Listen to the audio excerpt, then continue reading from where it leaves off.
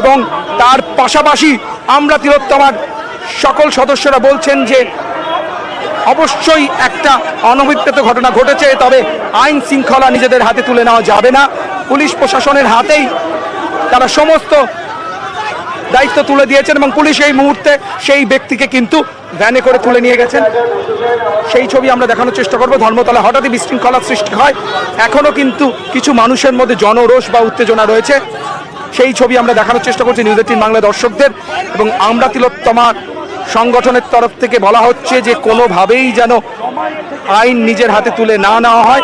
Police প্রশাসন যা যথাযথ ব্যবস্থা নেবে সেই অনুযায়ী কিন্তু পুরো বিষয়টি এগোবে। এই ব্যক্তির বিরুদ্ধে অভিযোগ তিনি মদ্যপ অবস্থায় ভিড়ের মধ্যে ঢুকে মহিলাদের সঙ্গে অশালীন আচরণ করছিলেন। একদমই, এবং কিছুক্ষণ আগের ছবি, সেই মুহূর্তের ছবি যখন এই ব্যক্তিকে পুলিশ আটক করে, পুলিশ কিয়স্কে ঢোকানো হয়।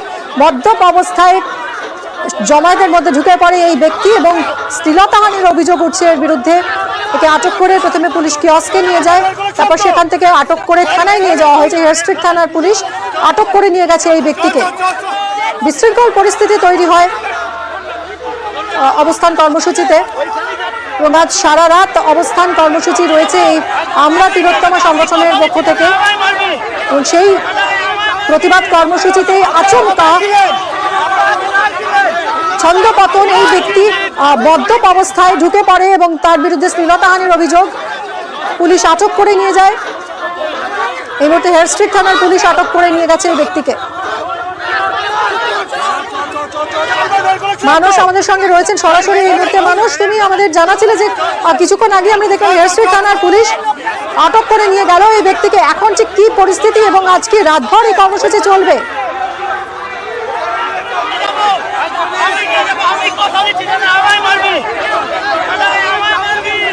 যে এখানে উত্তেজনার সৃষ্টি হয়েছিল, কিন্তু পুলিশ এবং আমরা তিলোত্তমার সদস্যরা এই মুহূর্তে সকলকে বুঝিয়ে কিন্তু পুরো সিচুয়েশনটাকে আওতায় আনার চেষ্টা করছেন। কারণ পুলিশ আটক করে সেই ব্যক্তিকে, মদ্যপ ব্যক্তিকে যেটা অভিযোগ করা হচ্ছে, তাকে হেয়ার স্ট্রিট থানায় নিয়ে যাওয়া হয়েছে। এবং যে দুজন মহিলা অভিযোগ করেছেন, যারা ভিকটিম, তারাও কিন্তু পুলিশের আরেকটি ভ্যানে করে তারাও থানায় যাচ্ছেন।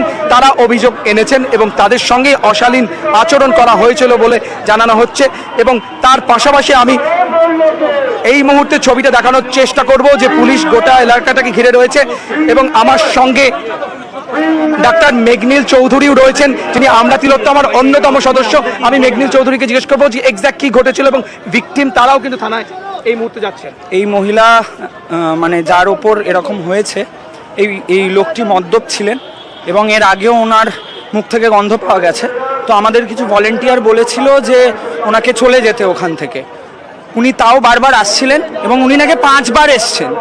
এবং লাস্ট টাইম ওনাকে, যিনি আছেন, ওনাকে অ্যালিজেডলি মোলেস্ট করা হয়েছে।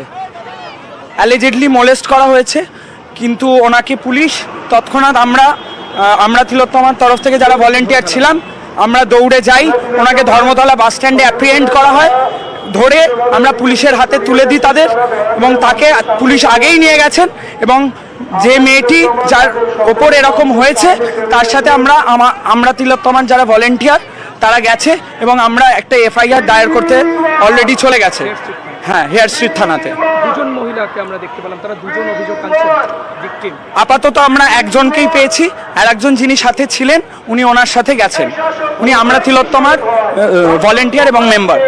এই মুহূর্তে যে বিশৃঙ্খলা সিচুয়েশনটা আয়ত্তে তোমরা ভলেন্টিয়াররা আয়ত্তে আনতে পেরেছো? আগে আমরা রাখতে পেরেছি এবং যিনি অভিযুক্ত তার গায়ে কোনো রকম হাত দেওয়া হয়নি, সেইটার খেয়াল আমরা রেখেছি।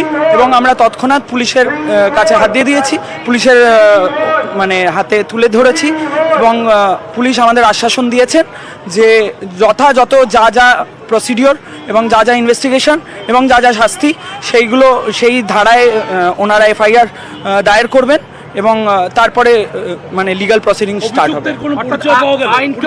অভিযুক্তের পরিচয়ের নাম এগুলো কিছু পাওয়া যায়নি এই মুহূর্তে, কিন্তু পুলিশ আমাদের আশ্বাসন দিয়েছেন ওনারা অ্যাজ সুন অ্যাজ পসিবল ওনারা জিজ্ঞাসাবাদ করে জানতে পারেন, আমাদের জানাবেন। ভরসা রাখছেন কলকাতা পুলিশে?